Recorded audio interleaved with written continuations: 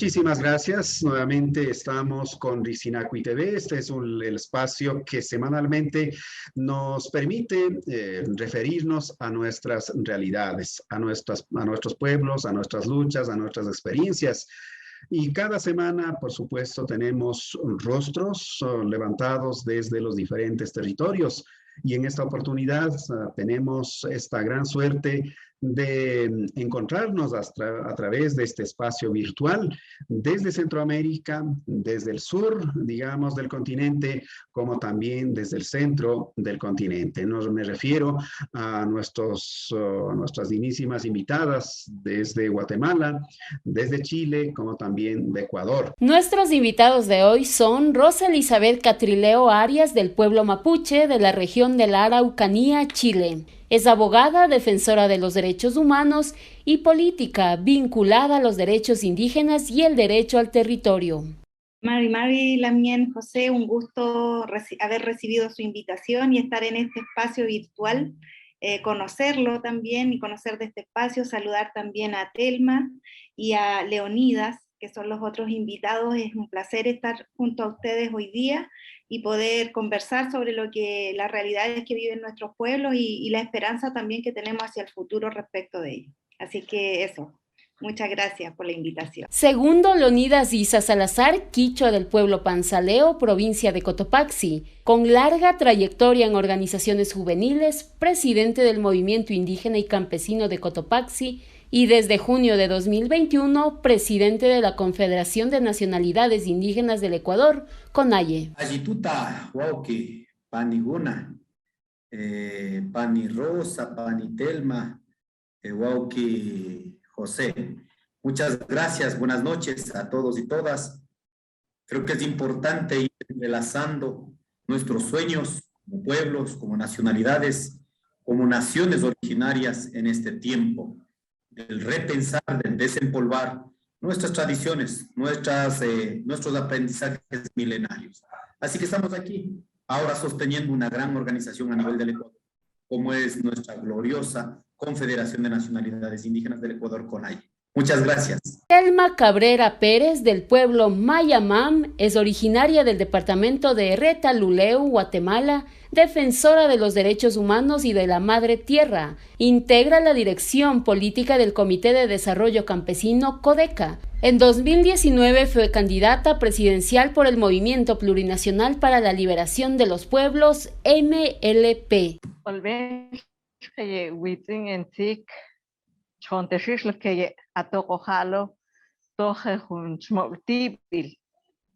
Y buenas noches, hermanos y hermanas. Muchísimas gracias por este espacio en donde podamos conversar, intercambiar nuestras ideas y experiencias a nivel de Latinoamérica.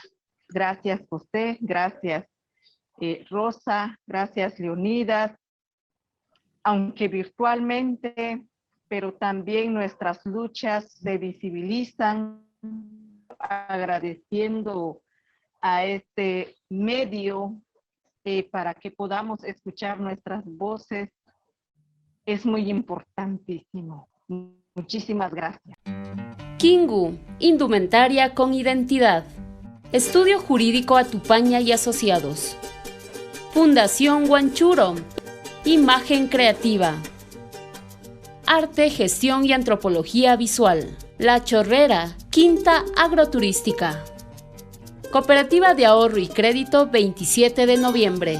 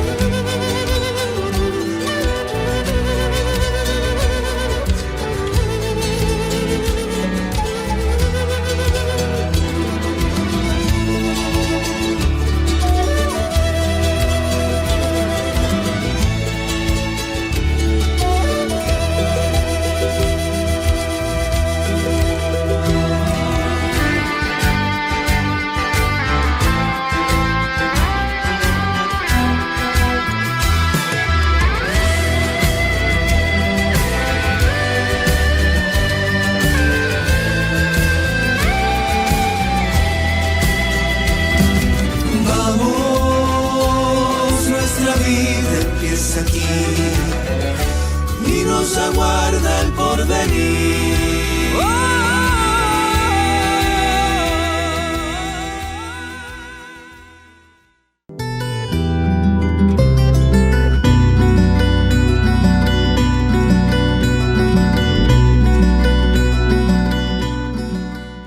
Un Estado plurinacional no basta.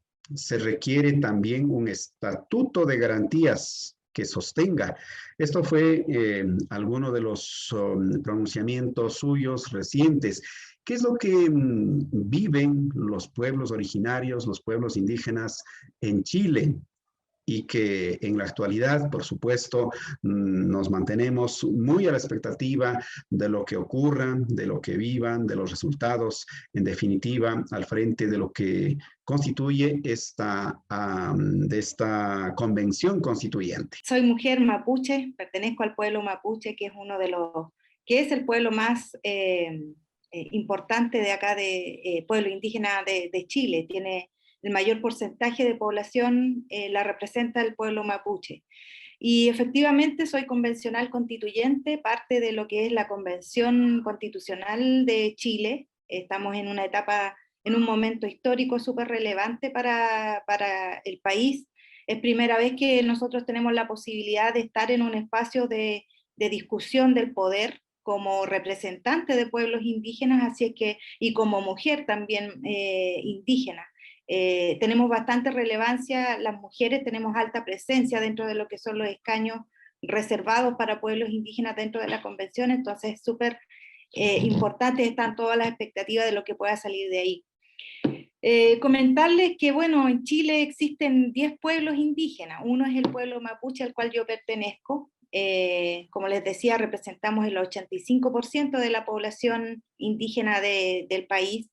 Y vivimos en un estado de dominación político-ideológica, con un estado colonial que no ha variado mucho desde su conformación, esto hace poco más de 200 años atrás. No existen aquí en Chile la legislación interna, ni menos en la Constitución, ni en ninguna de las constituciones que ha tenido el país, el reconocimiento del carácter de pueblos indígenas. Nosotros no tenemos ese reconocimiento, ni en la legislación, ni en la Constitución. Existe efectivamente una ley indígena que lleva casi 30 años de vigencia, pero que no ha tenido mayores modificaciones o actualizaciones. Fue promulgada el año 93, saliendo Chile de la dictadura, y en ella se trata a los pueblos indígenas y al pueblo mapuche, al que yo pertenezco, como minorías étnicas. No se le da el carácter de pueblo, precisamente para hacer una restricción de los derechos que implica el concepto pueblo. Lo que refleja un poco lo que es el espíritu con el que se ha mirado en Chile a los pueblos indígenas y a los indígenas, que es una mirada de negación, de invisibilización. Aquí hay una sola voz, que es la del Estado, un Estado conservador, uninacional, republicano, al estilo europeo. Ese es el Estado en el que nosotros nos encontramos acá. De hecho, en la Constitución, como yo les señalaba, ni siquiera aparecemos nombrados. No se nombra, no hay nada, no hay ninguna referencia a lo indígena o a los pueblos indígenas, salvo ahora con una reforma constitucional que nos permitió a nosotros llegar como escaños reservados precisamente a la constituyente. Han sido, como yo les señalaba, 200 años de dominación política, de ocupación del territorio mapuche, en el caso de mi pueblo, y también de todos los demás pueblos preexistentes al Estado. Hay una invasión a nuestros territorios que han sido anexados a la fuerza mediante campañas militares hacia la territorialidad del país. Y Chile ha generado en este contexto dos políticas hacia nosotros. Una paternalista asistencialista y otra política que es represiva y militar. En el caso mapuche nosotros lo vivimos muy fuertemente y muy marcadamente, porque hay una política especialmente orientada hacia el pueblo mapuche, más que a los otros pueblos, por la importancia y por la resistencia que nuestro pueblo ha hecho respecto de la dominación que se ha querido hacer de nosotros. Entonces, esta mirada paternalista mira a lo indígena como un objeto de políticas asistenciales para promover la multiculturalidad, la folclorización de nuestras culturas. No se ve al indígena como un ente político, sino que se ve como a sujetos que hay que apoyar y en el caso de nosotros chilenizar. Hay una política homogeneizadora de asimilación, donde se quiso eliminar todo vestigio de lo indígena porque se veía como algo que contribuía al retroceso y no al progreso o al desarrollo económico. Entonces, ese ha sido el actuar que ha tenido el Estado con nosotros. Y por otro lado, hay una política represiva especialmente orientada hacia el pueblo mapuche, que nos mira como un enemigo interno, siguiendo las lógicas de la dictadura. Nosotros somos los enemigos a los que hay que doblegar, a los que hay que someter. Las demandas de derechos que nosotros podamos levantar y las que hemos levantado durante todo este periodo de existencia del Estado, son miradas como subversivas al orden establecido. Y este orden que no puede cambiar. ¿Por qué? Porque afecta a los intereses económicos que precisamente el Estado se ha preocupado de resguardar, precisamente con la Constitución que ahora que pretendemos cambiar. Así que esa es la situación en la que nosotros nos encontramos. Esta panorámica nos lleva un poco a preguntarnos, o a preguntar más bien a Leonidas Issa, mirado en el espejo de Chile, ¿cuál ha sido, digamos, la realidad en cambio que vive Ecuador? En su momento, inclusive, ha sido como una especie de un ejemplo o mal ejemplo cuando levantaba el movimiento indígena y abajo el gobierno. ¿Qué es lo que ha ocurrido? ¿Cuál es el momento que ha vivido y un poco para arribar a la situación actual? Leonidas, bienvenido.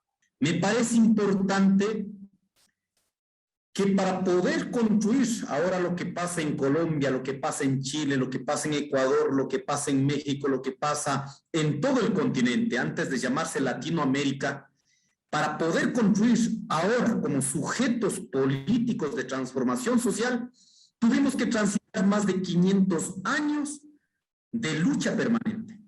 Esto me parece importante para no quedar de pronto en el análisis de la coyuntura al que estamos obligados también a traspasar. Y lógicamente las sumas de las coyunturas ha permitido construir contextos políticos. En muchas veces son construidas por las luchas sociales. Y allí quiero poner como algunos criterios para el movimiento indígena, en el devenir del movimiento indígena ecuatoriano. Para nosotros realmente es como una referencia de la voluntad, de la moral, lo que ha significado estos 500 años. Cuando hablamos de Atahualpa, de Rumiñahui, de Tupac Amaru I, Tupac Amaru II, de Fernando Daquilema, Tránsito Amaguaña, Dolores Cacuango, Walibicí, todos nuestros hermanos como referentes a partir de esos íconos que el poder establecido quieren convertir en íconos inofensivos, nosotros lógicamente la hemos construido como símbolos de resistencia, como símbolos de moralización de la lucha. ¿Por qué pongo este criterio? Ahora se discuten en todo lado, ¿no? Si permitimos o no permitimos el tema del Estado plurinacional. Unos realmente lo hacen con la posibilidad de caminar hacia una transformación social. Otros lo hacen de una manera como podríamos decir, esquiva, y otros prácticamente siguen lidiando, siguen enfrentando sin que exista esta posibilidad. Entonces, para nosotros realmente poder decir que ahora el movimiento indígena del Ecuador tiene una presencia fuerte en la sociedad ecuatoriana, lógicamente ha significado convertirnos en sujetos políticos. Y por eso para nosotros ha significado 1990, el acumulado histórico de los 500 años, la que permitió dar este salto cualitativo y convertir en sujetos políticos de transformación en el Ecuador. Así que viene una tarea muy importante. No es simplemente quedar como una referencia política, una referencia ética, como una referencia moral en la sociedad, sino cómo significa ese nivel de responsabilidad que muchas veces, convertidos en sujetos como tal, también ha sido opacado o ha sido perseguido o ha sido también garantizado en procesos de vicios del mismo poder establecido, ya en los estados constituidos.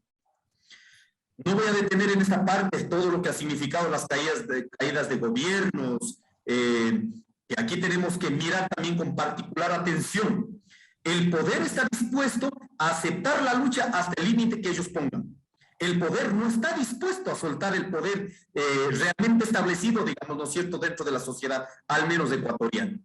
Por ello, si miramos en el momento que nos convertimos de sujetos políticos y luego entramos a discutir, a disputar también decisiones dentro del poder establecido, dentro de la institucionalidad del Estado, empezando por la legislatura, después de 1990, al día de hoy hay la posibilidad de discutir, de debatir, de disputar la política más ampliada, no restringida, como se conoce en teoría política, ¿no? El resumen de la política, no. Ahora hay la posibilidad de disputar la política integral. Lógicamente, ahí tiene que ver con todo lo que significa las categorías de discusión, el tema económico, el tema cultural, el tema social, el tema político en sí mismo. Y me parece importante, con dos temas hemos lidiado históricamente.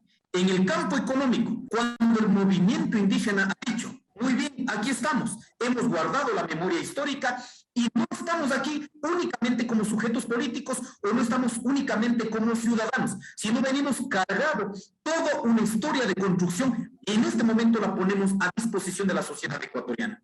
Aquí viene todo el aprendizaje de la memoria histórica, cuando hablamos del equilibrio de la madre tierra, el equilibrio de la convivencia, bajo los principios de cosmovivencia, cosmovisión, el tema de la reciprocidad, complementariedad, dualidad, relacionalidad, integralidad. No estamos hablando únicamente para los seres humanos, sino hablando para en una convivencia armónica entre el ser humano y la madre naturaleza. Lógicamente, desde la perspectiva económica, nos han intentado únicamente etnitizar. Ese es un problema étnico, es un problema de los pueblos indígenas. Cuando nosotros hemos logrado transitar y pasar estos filtros, que no es una opción únicamente para los pueblos indígenas reducido a estadísticas, sino que es la posibilidad de ser un aporte en la sociedad ecuatoriana, Latinoamérica, en el mundo, como una opción y una alternativa en el Ecuador y en el mundo.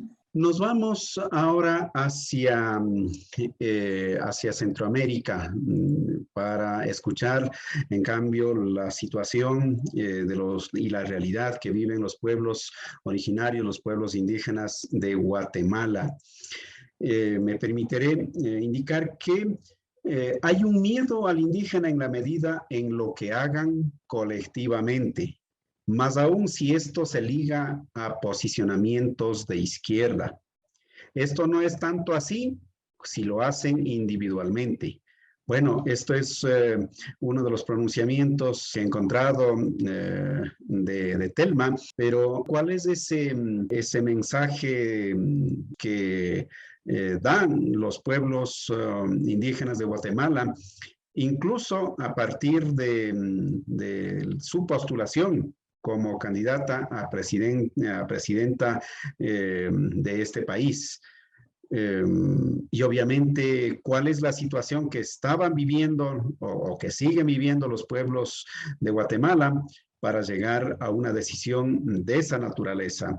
Desde la invasión, nosotros como pueblos indígenas somos excluidos, somos las grandes mayorías, pero vivimos bajo una esclavitud, siendo un país plurinacional, habiendo naciones originarios, pero siempre vivimos en la explotación. Hay un Estado-nación que solo funciona para los criollos, mientras nosotros como pueblos, aunque hayan derechos, algunos derechos derechos de los pueblos sobre lo que es la tierra, pero eso en la práctica no es nada. Está el convenio de la OIT, convenios internacionales también derechos de los pueblos indígenas, pero eso no es respetado por los gobiernos porque responden a la oligarquía. Nosotros, cansados, calles, organización comunitaria, ante esta realidad de la exclusión de las grandes mayorías, Como movimiento plurinacional decidimos de construir el instrumento político entre las organizaciones desde nuestras luchas de resistencia para poder apostarle en la misma cancha de la oligarquía, porque como pueblos también tenemos derecho también de participar. Eso es la razón en que como pueblos planteamos la propuesta Proceso de Asamblea Constituyente Popular y Plurinacional para la construcción del Estado plurinacional, en vista de que como pueblos no existimos en la constitución política, en vista que como pueblos cuando nos organizamos nos asesinan, nos encarcelan, nos persiguen. Del 2018 al 2021 llevamos 21 asesinatos de defensores y defensoras. Entonces, desde el 2012 planteamos nuestra propuesta, pero si no nos metemos a construir el instrumento político, no podemos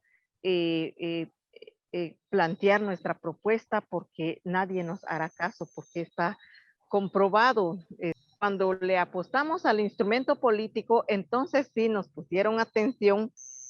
Fuimos una amenaza, empezó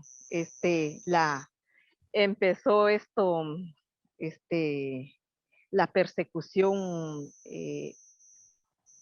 fue aumentando, la discriminación racial también aumentó en preguntar, bueno, ¿y qué hacen los campesinos? ¿Qué hace Telma Cabrera? Es ama de casa, ¿cuántos títulos tiene? Vaya a hacer tortilla. Y tenemos claro el camino, que hay un problema estructural dentro de un sistema, de un Estado fallido, y al ver que como pueblos llevamos propuesta de cambios estructurales, entonces ya empieza también otra forma de atacarnos, de que no pueden. Pero como pueblos rompimos esa historia de que tenemos nuestras luchas, hacemos nuestras luchas de calle, hacemos organización comunitaria, pero también tenemos esa capacidad también como pueblos de decir nosotros los pueblos podemos. Entonces es válido participar con propuesta y cómo hacer cambios estructurales en el país, como Guatemala, un país muy, pues, tiene muchas riquezas, pero que es saqueado por las grandes transnacionales. Son nuestras experiencias que como pueblo en que vivimos ante esta realidad de un Estado-nación colonial, cómo plantear cambios estructurales, son las luchas que nosotros le apostamos a través del proceso de Asamblea Constituyente Popular y Plurinacional para el buen vivir. Kingu, indumentaria con identidad. Estudio Jurídico Atupaña y Asociados. Fundación Huanchuro. Imagen creativa. Arte, gestión y antropología visual. La Chorrera, Quinta Agroturística. Cooperativa de Ahorro y Crédito 27 de noviembre.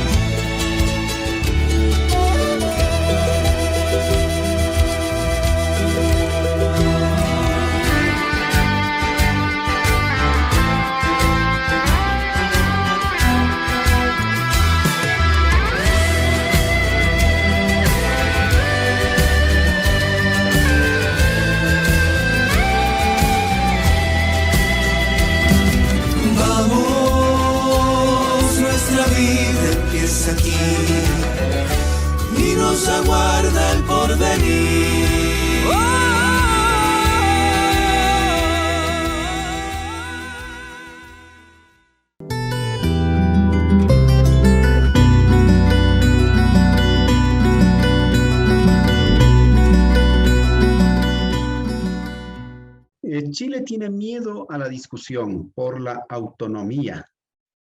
Esta autonomía prácticamente lo tiene en una situación, digamos, de asustados. ¿Asustados a quiénes? ¿Y qué es esto de la autonomía? Y en otro aspecto también quizá fue la decisión suya o decisión como pueblos. Dijeron, nosotros no queremos ir bajo la sombra de algún partido, de algún otro político. Nosotros queremos ir con voz propia. Bueno, entonces ustedes ya están en esta convención constituyente que a propósito en el Ecuador, por ejemplo, tuvimos asamblea constituyente. Allá ustedes tienen convención constituyente. Más allá de estas diferencias de qué es lo uno, qué es lo otro, pero están con esa enorme responsabilidad. ¿Cómo nos comparten, cómo nos explican lo que están viviendo y de lo que es un mensaje para el resto de naciones originarias también? Sí, efectivamente hemos llegado a irrumpir. Somos, como les decimos acá en Chile, los invitados de piedra, los que no querían que estuvieran. Nosotros, los escaños reservados, fue lo último que se aprobó como moción para que pudiéramos participar del proceso constituyente. Nosotros, los pueblos indígenas, no estábamos invitados inicialmente, sino que hubo una reforma posterior al llamado a hacer la convención constitucional, donde se nos dio cabida. Y no se nos dio cabida porque sí, sino que fue una demanda que hicieron múltiples organizaciones y comunidades indígenas de Chile al poder constituido, al poder legislativo, para que nosotros pudiéramos tener esa representación propia. Y nuestra presencia ahí ha sido bien resistida, ¿ya? Se ha visibilizado mucho el racismo de la oligarquía chilena, sobre todo. Hay un sector de la convención que representa esa oligarquía que ha sido insistentemente racista y discriminador con nosotros, especialmente con nuestra autoridad ancestral, que también es una convencional constituyente, que es la Machi Francisca Linconao.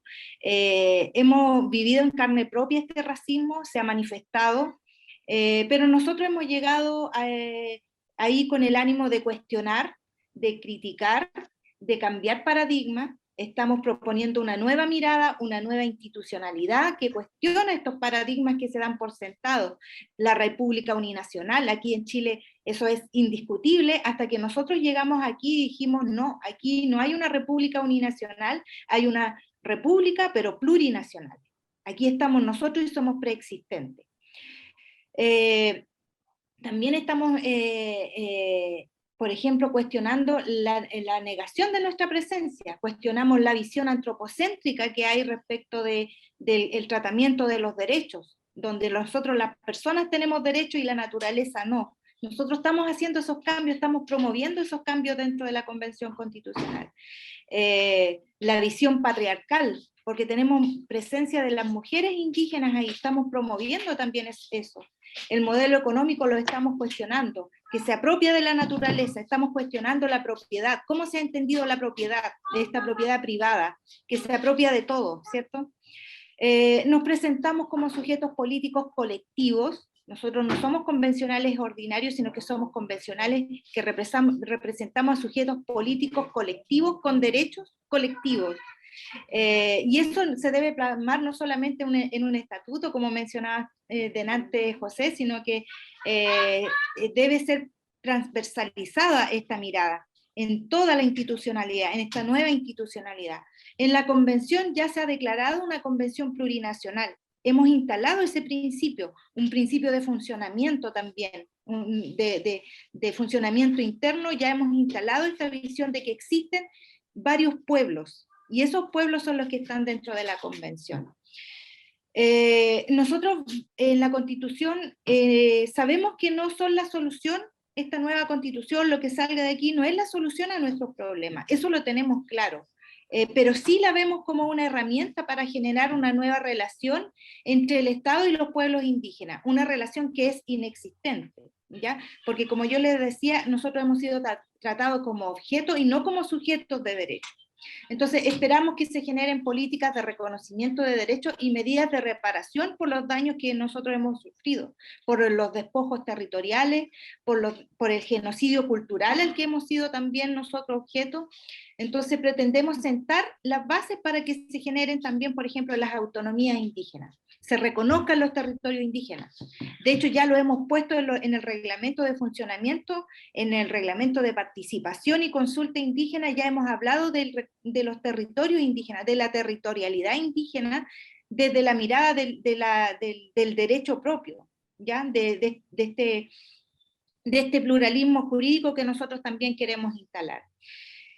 Pero también yo tengo que ser responsable y de señalar que hay una desconfianza en muchas de nuestros lamientes, de nuestros hermanos, de nuestra gente, en este proceso institucional. Hay desconfianza, porque hay grupos opositores incluso a este proceso, desde los propios indígenas, porque ven la experiencia precisamente que ha tenido la plurinacionalidad en otros países, en donde la institucionalidad finalmente absorbe lo indígena, le resta autonomía, le resta poder de decisión, le impide autogobernarse, y eso es lo que aquí nuestros hermanos están cuestionando. Nosotros estamos haciendo una apuesta, estamos moviendo y tratando de que esta institucionalidad recoja estas miradas y que sea, como yo digo yo, ir creando camino para llegar a esta posibilidad de autogobernarnos y de decidir sobre nuestros asuntos propios. Estamos cuestionando el modelo extractivista, queremos el reconocimiento de nuestros territorios para frenar este modelo extractivista que se ha promovido en Chile, y estamos por cruzar fronteras que se dan por sentadas. La presencia de estos escaños en la constituyente es un paso, pero se vienen muchos más, y nosotros señalamos, ¿por qué no pensar en gobernadores indígenas? ¿Por qué no pensar en presidenciables indígenas? Lo que ha ocurrido en otros, nosotros acá somos minoría, representamos al 10% de la población nacional de Chile, pero creemos que tenemos la posibilidad, y a través de este proceso, sentar las bases para empezar a hablar y tener esta posibilidad de acceder al poder de tú a tú, como digo yo. No subsumido, sino que como una colectividad y como un sujeto político con identidad propia y con derechos propios. Eso es lo que nosotros hemos tratado de imponer como sello en la convención, y que hasta el momento creemos que hemos ido avanzando a paso firme los 17 convencionales que estamos ahí representando a los pueblos indígenas. Importante es conocer toda esta experiencia y toda esta lucha que libran los hermanos de los pueblos originarios en Chile. Volvemos a Ecuador. Justamente en estos días, y precisamente el lunes último, hubo uno de los primeros acercamientos con el gobierno nacional. Y claro, luego de tanta insistencia, en fin, ¿cuál es, Leonidas, el momento en que se ve enfrentado como pueblos indígenas y el Estado, como pueblos indígenas y el gobierno? Empezaré un poco con esta curiosidad de cuál es el balance, si cabe el término, de este denominado diálogo, toda vez que por un lado el gobierno dice que hubo avances y hay como 11 acuerdos, pero por otro lado, desde su declaración, en cambio, no es tan así. Bueno, en fin, ¿cuál es el momento que estamos viviendo acá en el país, Leonidas? Bueno, yo creo que estamos viviendo un contexto, una coyuntura política dentro del Ecuador muy compleja, que está cruzado por un contexto político con dos coyunturas, podríamos decir, ¿no? Uno que trasciende sobre las políticas de los anteriores gobiernos, lógicamente abatido, en este caso por las lógicas del quehacer político desde la visión de la derecha. Y ahora, lógicamente, ya con la implementación de un modelo económico, social, cultural, desde la visión de la derecha. O sea, aquí no hay posibilidades de intermediación. Lo que teníamos anteriormente en la coyuntura de Moreno, por ejemplo, siempre lo estaban diciendo que tiene que hacer. Ahora, en cambio, están haciendo lo que realmente estaban sugiriendo. En ese proceso, nosotros, pueblos indígenas, debemos tener claro dos cuestiones. Uno, además de tener derechos colectivos como pueblos indígenas, tenemos nuestra identidad como ciudadanos del Ecuador. Y en esa parte tenemos que lidiar con una agenda amplia como ciudadanos ecuatorianos y por otro lado tenemos que lidiar con una agenda propia para los pueblos y nacionalidades. Por eso me sorprende, como ahora están sorprendidos también del gobierno, ¿no es cierto?, el último diálogo. Si llevamos nosotros de seis temas, 6 propuestas, ¿cómo es que hay 11 acuerdos? ¿Se puede imaginar? O sea, realmente se desdibuja, en este caso, las posibilidades de diálogo, que los diálogos sean un instrumento poderoso para cambiarla y que no tengamos que recurrir al derecho a la resistencia. Entonces, hay este primer balance que tenemos que lidiar. Una agenda propia para los pueblos y nacionalidades que no corresponde únicamente al Ejecutivo, sino a la estructura del poder, de los 5 poderes del Estado. Y por otro lado, tenemos que lidiar con todo el conjunto de la ciudadanía que somos parte de aquello. Y en esa parte creemos importante, nosotros al menos hemos posesionado, no podemos hablar por todos los ecuatorianos, pero sí podemos hablar de la mayoría de los ecuatorianos, donde están pueblos indígenas, hermanos afros, hermanos montubios, hermanos mestizos, blancos, todas las identidades en términos de identidad cultural. Pero si vamos realmente y en términos económicos, comulgamos prácticamente dentro de la categoría de sectores populares, o sea, de la clase empobrecida en el Ecuador. En ese proceso, para hacer un balance del último diálogo primero y el último diálogo que hemos tenido con el gobierno de Lasso, llevamos 6 propuestas, 5 que tienen que ver con la estructura social económica que corresponde al país y a la mayoría de los ciudadanos ecuatorianos, sin mirar nuestras identidades, sino con el afán de poder compartir las mismas agendas con los trabajadores, con los montubios, con los campesinos, con los trabajadores del campo y la ciudad. Y una agenda sobre lo que tiene que ver con la implementación de los 21 derechos colectivos como mandatorio por parte de la Constitución de la República y que no queden en este caso en favoritismos políticos por cada gobierno de turno. Me sorprende tanto ahora, luego del diálogo, donde realmente simplemente fue un debate. Para llegar a un acuerdo, lógicamente, los puntos planteados que piensa un lado, que piensa otro lado, muy bien, si es que hay los puntos de acuerdo, vamos a esos acuerdos, para que ninguna de las partes, en este caso, puedan retroceder, sino poder avanzar. Sin embargo, hemos visto que, como digo, hay 11 acuerdos que nunca jamás se había dejado en este caso en la mesa del diálogo, sino realmente recurrimos a los 6 puntos que estaba en ese sentido, sostenida con datos y todo aquello. Por eso creemos que ahora el papel fundamental de la CONAIE, de las organizaciones indígenas del Ecuador, es fundamental en el quehacer político nacional, en el quehacer económico nacional, porque somos parte de este engranaje económico que lógicamente la mayoría somos apostantes de la producción nacional a partir del aporte que hacemos a través de la agricultura como campesinos, como agricultores, como ganaderos que dependemos de estas actividades económicas. Por eso, no simplemente hacer, en este caso, la vocería política, sino también hacemos un sostenimiento económico desde nuestros territorios. Pero a la vez, por esa misma fortaleza que en este momento tiene el movimiento indígena del Ecuador, con todo lo que ha significado también la lucha interna, el movimiento Pachacuti, con el número de asambleístas, que incluso tenemos la vocería principal, la cabeza del primer poder del Estado, que es la Asamblea Nacional, el nivel de ataque que se ha generado alrededor del movimiento indígena.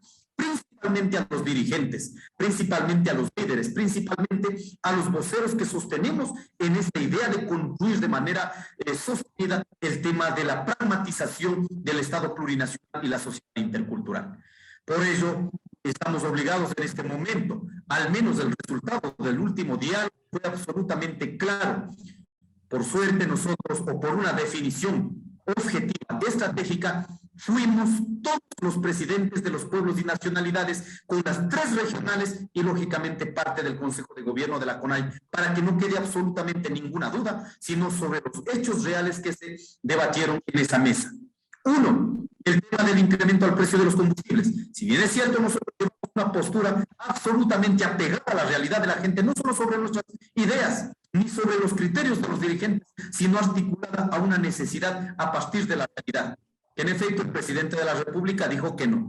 Segundo, en el tema del bajo precio de los productos de primera necesidad, que en efecto aquí hay un cuello de botella, como se conoce, o un embudo, donde hay millones de productores que sacamos la producción, pero hay un sector que controla en este caso el comercio, el mercado, la comercialización. Pero asimismo hay millones de hermanos ecuatorianos que dependemos en este caso como bases de consumistas. Como consumidores, digamos, ¿no es cierto? En ese punto nosotros hemos dicho, si no hay una política real por parte del Estado, lógicamente, no vamos a poder sostener en esta área. Ahí planteamos como 3, 4 puntos, de igual no tenemos ninguna respuesta. Tercero, en el tema del sistema financiero. Si bien es cierto, ahora el presidente sale a emular diciendo, ¿no es cierto?, que hay un acuerdo importante, que desde el mes de enero se implementarán los créditos a 30 años plazo, a 1%. Efectivamente, qué bueno que eso se pueda garantizar, pero esto es planificación futura. La que fuimos a hablar nosotros es sobre el sistema financiero en este momento, que muchas familias, aquí en el Ecuador dependemos 4 millones de familias directamente del sistema financiero, de las cuales sostenemos nuestras economías, que hemos solicitado. Luego de la pandemia, con la profundización de la crisis, lo que necesitamos es salvaguardar, en este caso, las unidades económicas. No puede ser que en este tiempo el sistema financiero haya ganado más, en este caso por los procesos de recaudación, de remate de bienes, más no por entregar créditos. Esto está demostrado en este caso con indicadores de las mismas instituciones responsables aquí en el Estado ecuatoriano. Un cuarto tema hemos llevado sobre el tema de la flexibilización laboral. Hemos dicho con absoluta realidad, nuestros hermanos indígenas, que no somos solo indígenas, sino también participamos. Siendo indígenas, también tenemos esta identidad de ser trabajadores.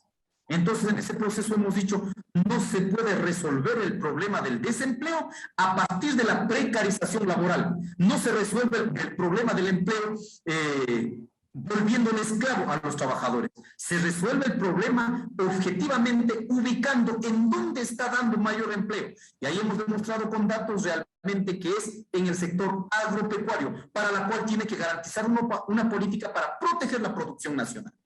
Un quinto tema, en este caso, el tema de la minería, el problema extractivo petrolero minero en zonas de recarga hídrica, que hay un proceso. Creo que esto pasa en todo el continente, ¿no? Y en ese proceso no ha habido ningún acuerdo. Y un sexto tema, como dije, en el tema de la agenda de los pueblos y nacionalidades sobre los 21 derechos colectivos. En esto hemos saludado si efectivamente hay voluntad de avanzar en el tema de la educación intercultural bilingüe. Vamos a ver si realmente sobre este hecho ya no deciden de manera política, sino trasladan para que las responsabilidades vengan a través de las decisiones de los titulares de derechos, que somos los pueblos y nacionalidades, y conviertan, en este caso, un derecho en una cuota política. Miremos qué va a pasar con el sistema de salud intercultural, con el sistema de justicia indígena en el Ecuador. Sobre aquellos, había el presidente de la República manifestado de manera positiva, pero el resto de puntos realmente se ha encerrado porque tiene un acuerdo. Era manifestado de esta manera, porque tiene un acuerdo con el Fondo Monetario Internacional y de por medio está los 4.500 millones de dólares que en este caso estaría entregando esta multilateral. Así que quiero decir, con todos estos temas, políticamente, en este momento, ideológicamente, en este momento, el movimiento indígena en el Ecuador goza de una imagen positiva muy importante, a la cual los actores políticos y económicos de una clase social en el Ecuador, sobre todo la clase pudiente, pretenden deslegitimar con estas estrategias planificadas desde el poder.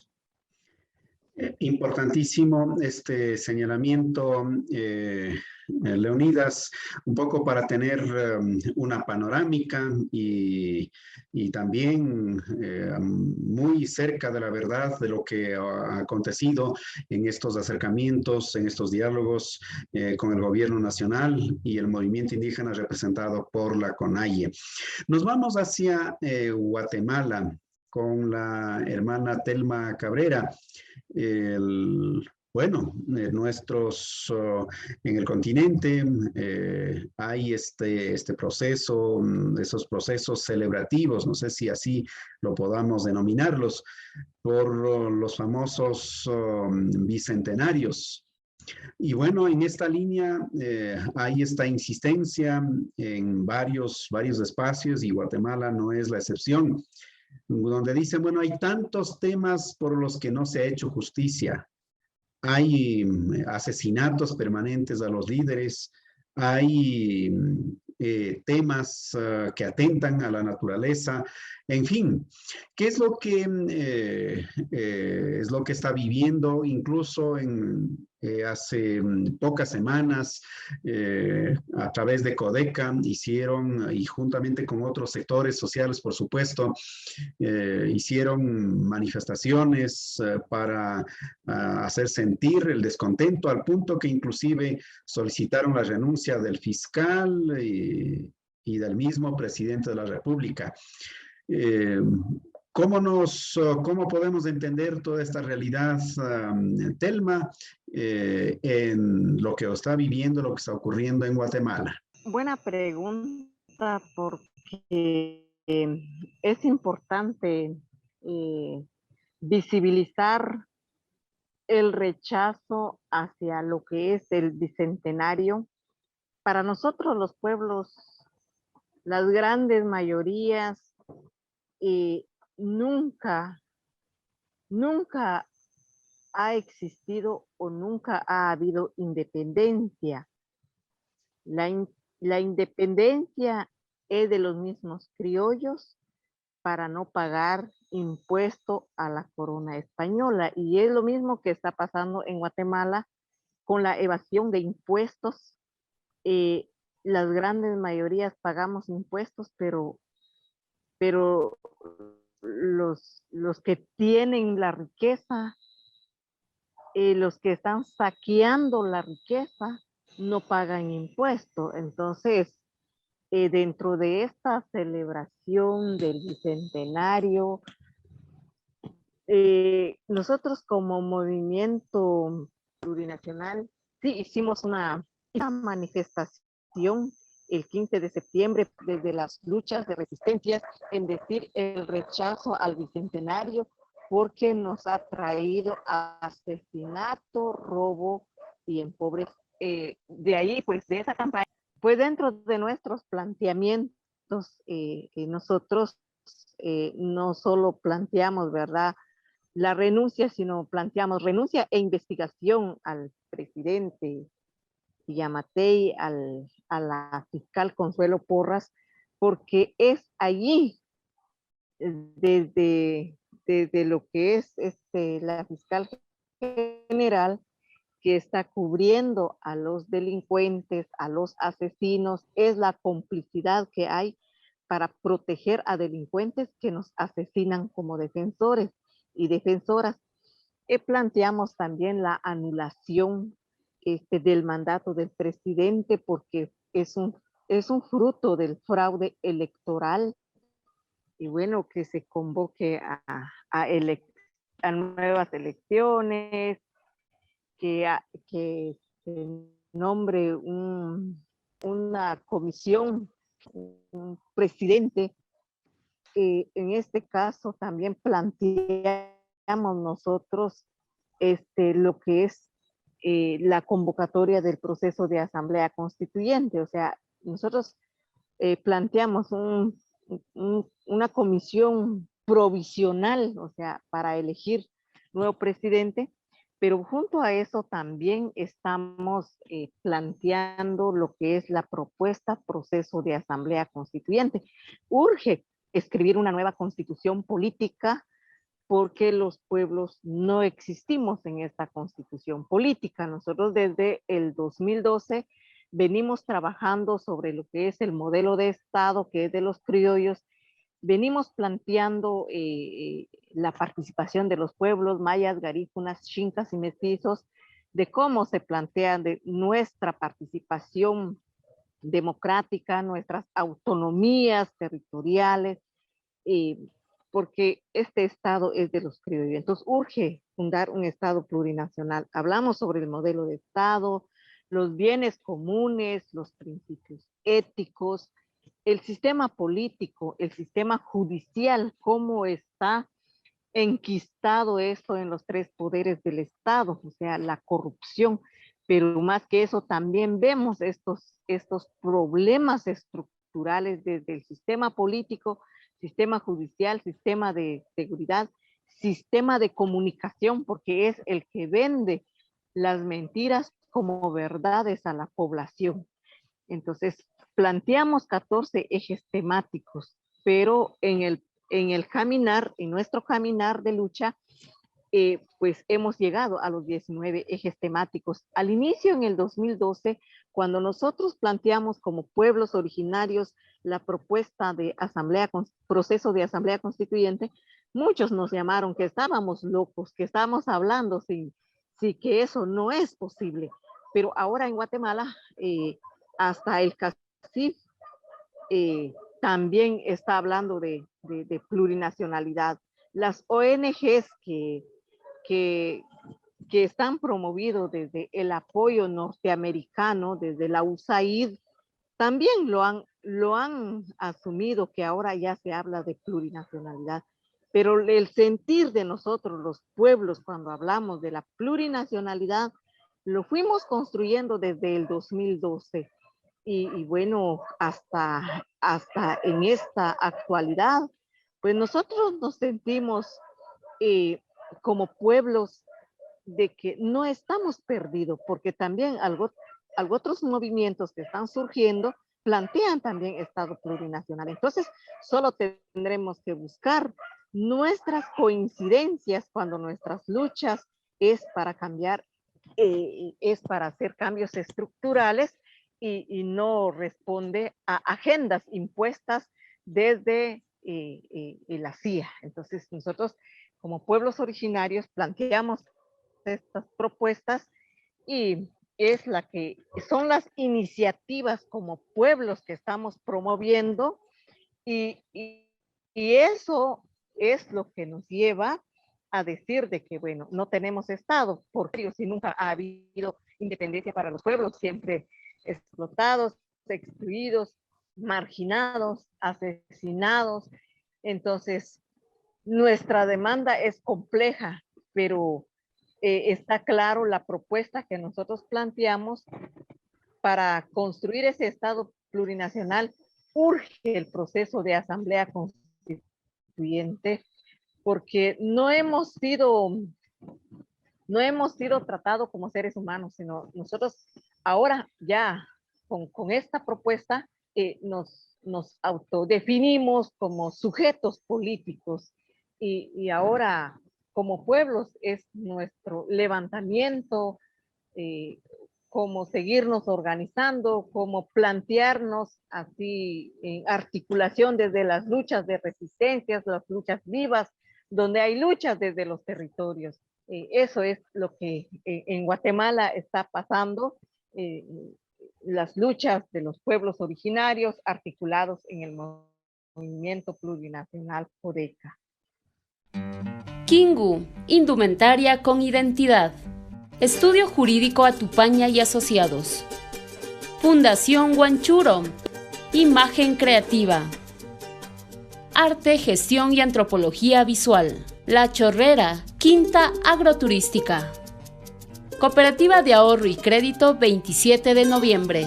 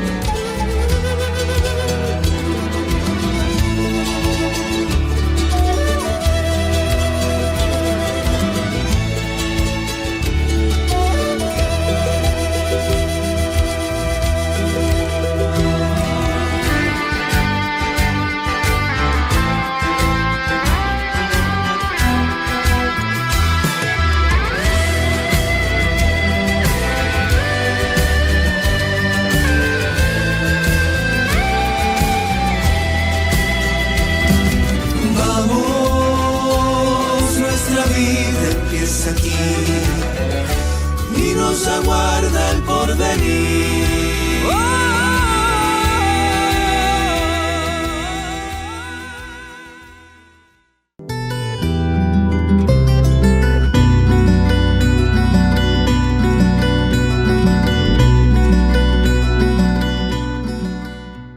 Volvemos hacia Chile. La Constitución obviamente es una herramienta, quizá para uno de los objetivos. Ese objetivo insisten en que es la autonomía. En este nivel de participación, ya lo ha dicho, que no hay normativas que amparen, en fin, este es un reto histórico. Sin embargo, ¿cuál es un poco la perspectiva que tienen los pueblos originarios en este marco, en esta experiencia, que además de ser un reto y un aprendizaje a nivel de Chile, pero también lo es para el resto de pueblos que están o estamos pendientes de lo que ocurre? Inclusive, hasta simbólicamente, una de las principales de esta convención constituyente es una de las hermanas, también de uno de los pueblos originarios. Hay toda una carga, hay todo un mensaje. ¿Cuál es el reto que ustedes tienen, por supuesto, en adelante? Gracias, sí. Efectivamente, la presidenta de la Convención Constitucional es otra mujer mapuche, Elisa Loncón. Nosotros, los convencionales de escaños reservados mapuche, vimos esto como una posibilidad de iniciar la convención señalando que va a existir un nuevo Chile donde nosotros vamos a estar ahí en la primera línea y liderando el proceso. Y ese fue el motivo que nosotros presentamos a Elisa como candidata a la presidencia y que finalmente es lo que se logró. Y fue el estallido social chileno el que dio también la posibilidad de que por primera vez se nos diera cabida a que representantes, ¿cierto?, de pueblos indígenas pudiéramos participar en un espacio de toma de decisiones tan relevante como una constituyente. ¿Ya? Y esta es una oportunidad histórica para nosotros, para instalar la plurinacionalidad, pero en la Constitución, pero no como una declaración progresista, porque muchas veces se toma como la plurinacionalidad como que estamos haciendo una bandera de progresismo. Nosotros decimos que debe ser mucho más profunda y debe ser un reconocimiento a la existencia de diversas naciones soberanas con derecho de autodeterminación. Eso implica la plurinacionalidad, el reconocimiento de la soberanía y el derecho de autodeterminación de los pueblos indígenas.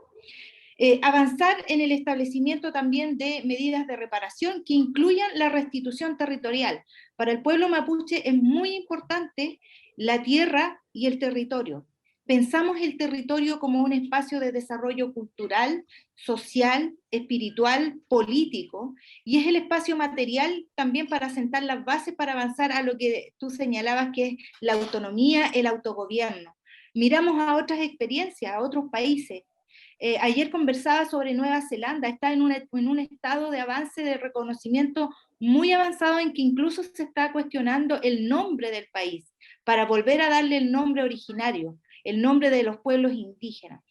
Y nosotros creemos que estos son los primeros pasos para avanzar hacia un futuro, hacia esa meta. Nosotros los mapuches, en especial y en específico los mapuches, no nos pensamos como chilenos, nos pensamos como mapuches. Por eso la lucha por el territorio propio y por eso también la represión que vivimos. Demandamos el derecho a la diferenciación cultural y política, dentro de los márgenes del Estado, pero no subsumidos dentro de ellos, sino que diferentes. Demandamos además participación en la institucionalidad, pero participación como indígenas, como mapuche, pero para disputar el poder, no para compartirlo, para disputar el poder y contribuir a la diferenciación para el para un futuro autogobierno. Eso es lo que nosotros estamos pensando y ese es el principal temor que se ve sobre todo en las demandas que nosotros los mapuches estamos presentando. Y por eso, como yo te decía, también la represión, la muerte, los montajes, el encarcelamiento que sufren nuestros hermanos, nuestras hermanas en el Gualmapu, que es nuestro territorio ancestral y que nosotros vamos a seguir reivindicando y es por lo que estamos participando en esta convención. Así es que ese es el reto que nosotros tenemos, que nos hemos trazado, como les decía, estamos apostando a participar dentro de la institucionalidad, esperamos tener buenas migas, pero siempre tenemos la reserva de que nosotros como pueblo vamos a seguir manteniendo igualmente nuestro derecho de autodeterminación y nuestro derecho a mirar la posibilidad de autogobernarnos en un futuro no tan lejano. Retos que toca hermanarnos mucho más en estos tiempos, cuando hay toda esta responsabilidad de vida como pueblos. Vamos hacia Centroamérica en esta oportunidad. Ha sido, que digamos, esta lucha permanente, esta lucha durante tanto tiempo y con mayor fuerza en estos últimos tiempos, también para posicionar un nuevo futuro, ¿no es cierto?, de lo que sería la suerte de este país, la constitución de un nuevo Estado, el Estado plurinacional planteado. Pese a las dificultades, pese a todo este sistema implementado de persecución, de muerte, en fin. Sin embargo, los pueblos originarios, ustedes, por supuesto, en una población, en un porcentaje de población bastante alto, han asumido este reto de no quedarse. Al contrario, tienen planteamientos, por supuesto, que ustedes están trabajando. ¿Cuáles son esos planteamientos, esos nuevos retos que tienen por delante como pueblos originarios de Guatemala? Seguir organizando a todos los pueblos en Guatemala, formarnos, comunicar también, ¿ya? Porque de esta manera nos autodefinimos como comunicadoras interculturales para poder avanzar en la socialización y en el fortalecimiento de la propuesta, proceso de asamblea constituyente. Dentro de ello estamos, por eso nos movilizamos, porque un movimiento nos sentimos comprometidos para levantar a nuestros pueblos y para que luche por sus derechos, para que luche por cambios estructurales. Entonces seguimos apostando a la organización, formación, comunicación y articulación también de nuestras luchas desde los territorios. Seguir fortaleciendo la propuesta, proceso de asamblea constituyente para escribir una nueva constitución y para el buen vivir. No es posible de que como pueblos en Guatemala estemos gobernados por delincuentes y criminales, sino los pueblos tenemos que ir construyendo y pensando en cómo nos autogobernamos. Todo tiene su momento, pero como pueblos también tenemos derecho.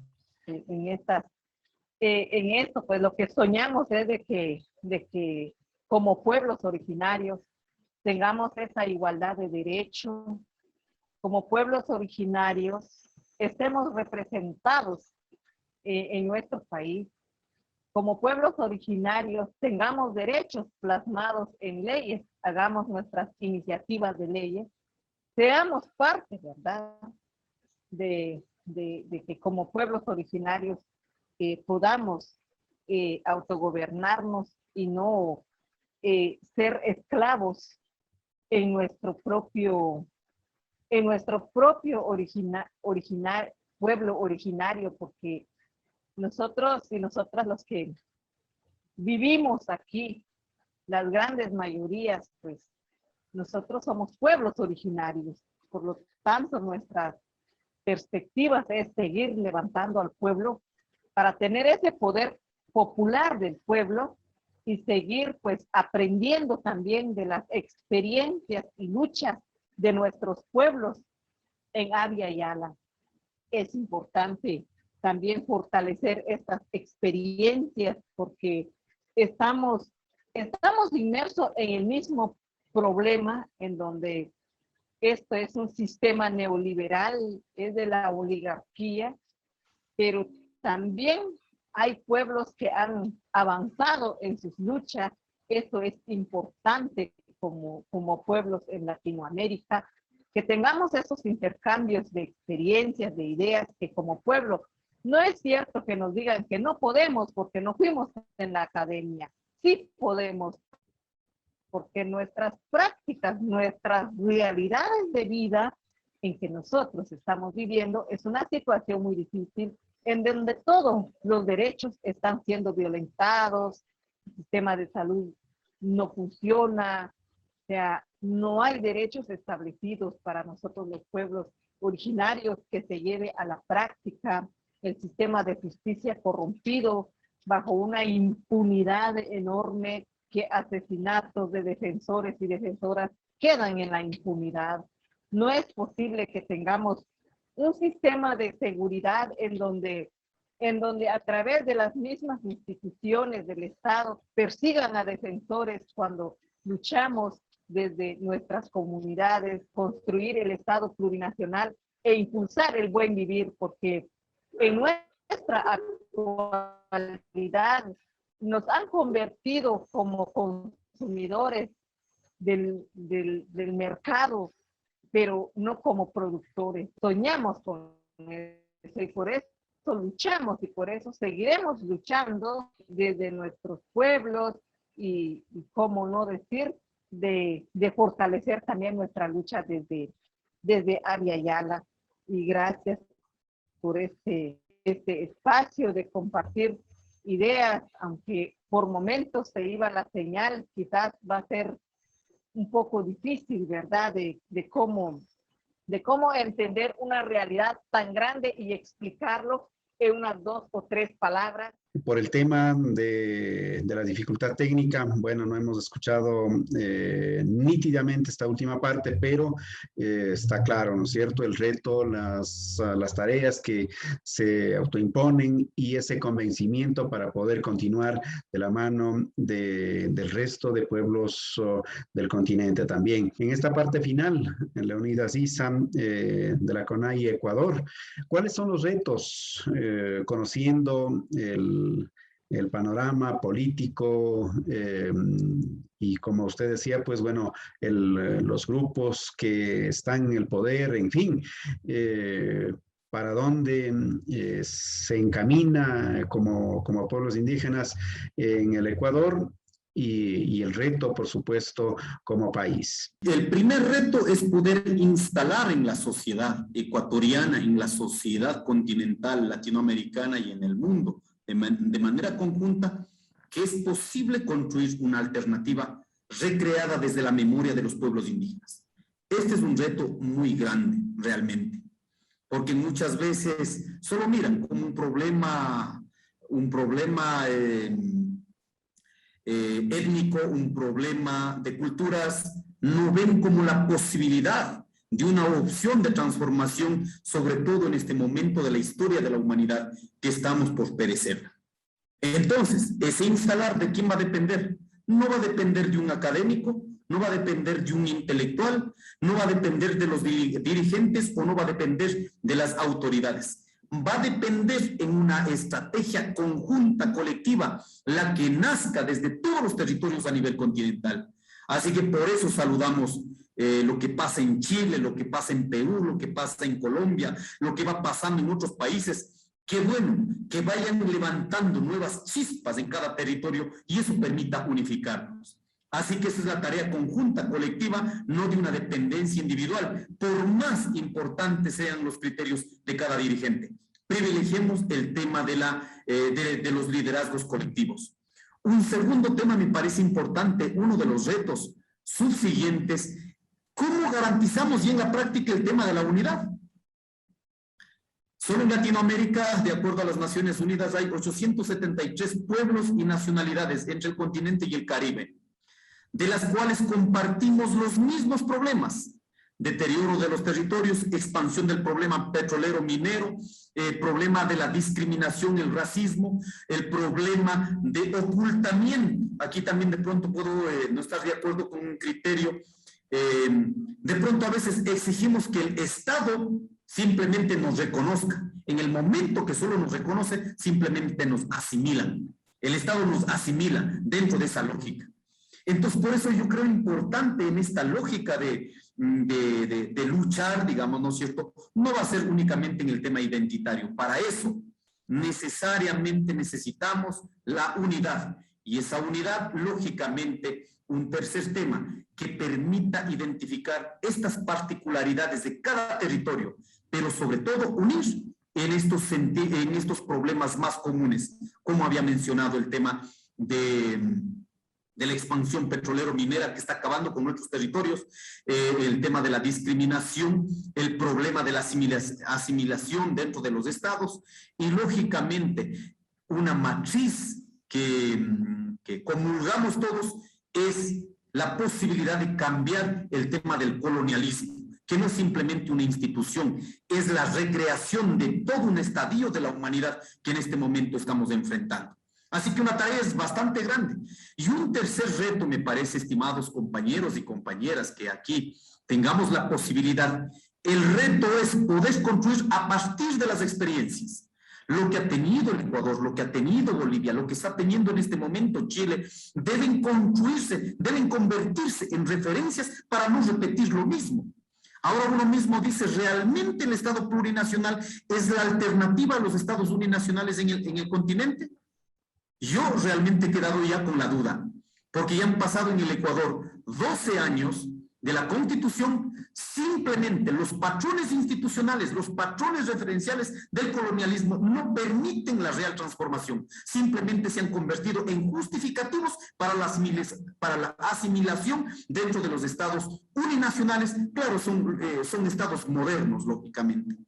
Y ahí la matriz central va a seguir disputándose el sentido complejo, digamos, ¿no es cierto?, de manera integral a dónde estamos queriendo ir. Y un cuarto reto que me parece importante en términos materiales de la vida, yo soy una de las personas que comulgo, en este caso, entre las ideas de la izquierda y también las ideas de lo que significan los pueblos originarios, porque aquí tenemos que definir desde un posicionamiento político ideológico. Y lógicamente aquí el tema central viene a ser el tema económico. ¿Qué tanto podemos disputar los sentidos alrededor de la economía? Que lógicamente hace 100 años se hizo como un tema aparte, digamos. Antes se analizaba el tema económico dentro de la sociología, dentro de la construcción de la sociedad en su conjunto, a partir de las instituciones políticas, sociales, culturales, que ahora en cambio tenemos que analizar rigurosamente como materia económica. Aquí está la tarea, estimados compañeros. ¿Cuánto de nuestras formas de hacer economía en los territorios que en este momento estamos luchando para que se respeten, cuánto de ellos realmente podemos convertir y que sea una alternativa para los estados, para no quedar asimilados? Entonces uno tiene que agachar, sí estamos asimilados, ya nos reconocen nuestra identidad y quedamos asimilados y en la parte pragmática del quehacer económico. Entonces ahora mismo se habla de las economías circulares, de las economías mundos, las economías de los territorios, pero cualquiera de las lógicas que sea, lógicamente tiene que ser luchar contra esa economía globalizada, contra ese modelo neoliberal que realmente está chupando la sangre de la madre tierra y está chupando el esfuerzo de los trabajadores en el mundo. Así que el quinto reto que me parece importante es poner la cabeza de todos los trabajadores del mundo, de los pueblos y nacionalidades en el mundo, de los sectores populares en el mundo, que no es poner una cabeza de un pensamiento de una persona, sino construir esa cabezota que realmente ayuda a pensar desde todos los territorios. Así que a disputar en ideas, a disputar en la política, a disputar en la ideología, aún sabiendo que las corrientes van a ser absolutamente fuertes quienes van a atacar a todos los dirigentes. Así que tenemos que estar preparados en cualquiera de las circunstancias, incluido la posibilidad de perder la vida. Va a significar en este tiempo con qué fuerza, con qué moral, con qué militancia ponemos para poder transformarla. No va a ser nada fácil, al menos acá, por ejemplo, a mí, dirigente, que estamos allí, dependemos de una actividad económica absolutamente irrisoria de la agricultura, de la ganadería. Claro, por ejemplo, te generan los canales de comunicación oficiales, te generan los ponchos dorados, te van creando estigmatización alrededor de los que estamos hablando en la perspectiva de poder transformarla. Cuando te dicen que estos señores están acomodados como dirigentes, millones de dólares en patrimonios, o que tienen una casa, que tienen tales beneficios por la lucha social, todo eso tenemos que pasar desde el criterio, desde las dirigencias, desde los líderes, desde los académicos, pasar esto, lo que estamos hablando, a la confianza política, a la confianza en las voluntades, a la confianza en la ética, a la confianza como militantes. Así que hay una tarea muy importante, hermanos. Espero en cualquier momento visitar los diferentes países. Bueno, ahora estamos divididos, luego de las repúblicas, estamos divididos por las fronteras, pero me parece importante volver a reconstituir los territorios que a partir de los aprendizajes ahora en estos estados modernos pongamos la posibilidad de una real transformación. Muchas gracias. Kingu, indumentaria con identidad. Estudio Jurídico Atupaña y Asociados. Fundación Huanchuro. Imagen creativa. Arte, gestión y antropología visual. La Chorrera, Quinta Agroturística. Cooperativa de Ahorro y Crédito 27 de noviembre.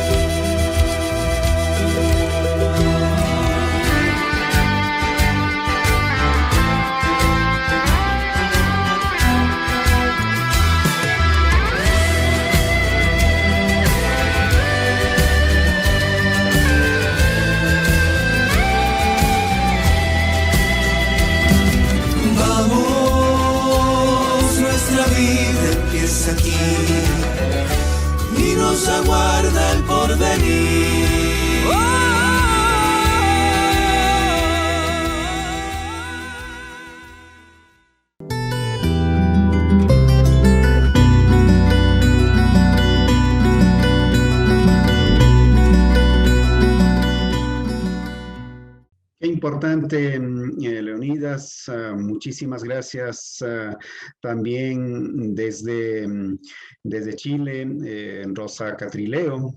Sé que les es duro escuchar Chile, pero más bien del pueblo mapuche, ¿no es cierto?, los pueblos originarios, como también Telma Cabrera en Guatemala. Muchísimas gracias por este espacio.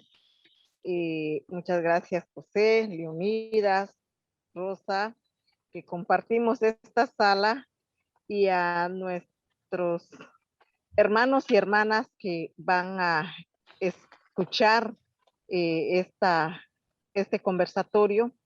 También les saludamos. Un fuerte abrazo desde aquí, desde Guatemala, desde la costa sur de Guatemala, y un abrazo a todo el pueblo de Abya Yala. que es importante la articulación de nuestras luchas para poder, como pueblos originarios, hacer esos cambios que soñamos como pueblos. Muchísimas gracias y quedo agradecida por este espacio y seguiremos compartiendo experiencias en cada momento cuando sea oportuno. Gracias, Telma. Gracias por su gentileza. Leonidas, para ir así en hilera hacia el sur. Compañeros, dejando como tarea la posibilidad de que nuestras ideas, nuestras prácticas, nuestra cosmovisión, nuestra sabiduría, nuestro corazón del cielo, corazón de la tierra, en la posibilidad de seguir construyendo, dejamos extendido esta voluntad desde los pueblos del Ecuador. Es así que miremos este cambio que muchas veces yo he pedido ser un poco más rigurosos. Compañeros, perdonen que haya alargado un poquito más de 30 segundos. Siendo rigurosos, en este momento la madre tierra no está afectada únicamente por el medio ambiente, no está afectada únicamente por el impacto al medio ambiente, porque también a veces hemos caído únicamente en los análisis más culturales de los pueblos y nacionalidades, que en efecto yo participo, estamos todos los días haciendo hasta lo imposible para recuperar todo lo que significa, pero hay que lidiar con las nuevas realidades. El impacto generado, todo lo que significa el modelo económico instaurado en nuestros territorios, no es simplemente que van a acabar con la madre agüita, no van a acabar únicamente con la madre naturaleza, sobre todo van a acabar con nuestra forma de producción de la vida, van a acabar con nuestra forma de hacer economía. Es allí donde tenemos que poner asunto, porque si no también ya hemos visto en los estados plurinacionales, lo único que necesitan es indígenas parados al lado de las autoridades, y ya decimos que somos pueblos indígenas, o mejor dicho, ya dicen que somos pueblos, los estados plurinacionales. Entonces no podemos quedar, en este caso, en el fetichismo de la cultura, sino tenemos que trascender con todo lo que esto significa. Así que dejamos en la posibilidad de instalar un debate permanente y que podamos trasladar a nuestras generaciones, a nuestros hermanos, compañeros, y que sea la juventud la que tenga que honrar con los sueños de los abuelos, seguir sosteniendo este camino para la transformación. Muchas gracias. Gracias también, Leonidas. Nos vamos hacia el territorio del pueblo mapuche. Rosa Catrileo. Muchas gracias, sí. Bueno, cortito, agradecer el espacio, agradecer el haber podido compartir las experiencias con Telma, con Leonidas, contigo, José.